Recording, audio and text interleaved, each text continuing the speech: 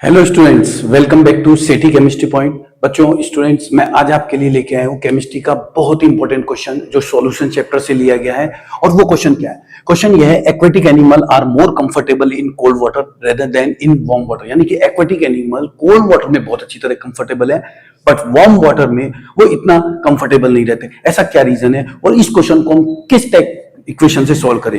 तो हमको अगर इस टाइप के क्वेश्चन को सॉल्व करना है तो हमें यहाँ पे बच्चों एक हमारा लॉ है जिसे हम बोलते हैं हेनरी लॉ।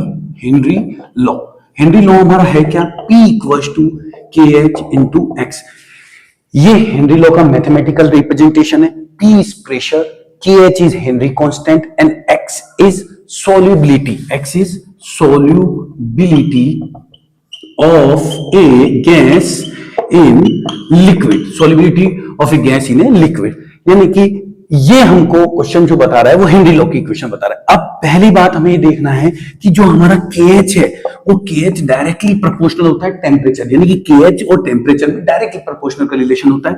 और इस इक्वेशन को अगर हम लिखें तो KH इक्वल्स टू हम लिखते हैं P upon X। KH is equals to P upon X। It means KH और X का इनवर्सली प्रोपोर्शनल का रिलेशन है, KH और T का डायरेक्टली प्रोपोर्शनल का रिलेशन है। अगर KH की वैल्यू इंक्रीज होती है तो x की वैल्यू डिक्रीज होगी। अब हम इन इक्वेशंस के थ्रू यहां सबसे पहले लिखते हैं cold water and in warm water. तो कोल्ड वाटर में बच्चों देखिए, कोल्ड वाटर में टेम्परेचर की वैल्यू कम होगी।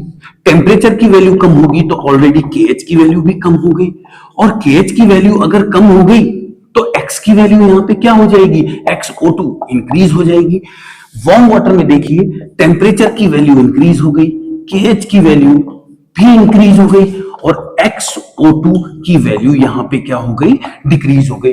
यानी कि अगर इस टाइप के क्वेश्चन को हमको सॉल्व करना है तो हमें पूरी तरह से डिपेंडेंट होना पड़ेगा KH, और KH और टेम्परेचर रिलेशन आपको बता ही दिया कोल्ड वाटर और वार्म वाटर में। इसलिए कोल्ड वाटर में एक्वेटिक एनिमल ज्यादा कंफर्टेबल है, वो ऑक्सीजन गैस की सॉल्युबिलिटी लिक्विड में बहुत अच्छी होगी, बट वार्म वाटर में ऑक्सीजन की सॉल्युबिलिटी लिक्विड में बहुत ही कम होगी। होप यू आपको ये वीडियो पसंद आया होगा।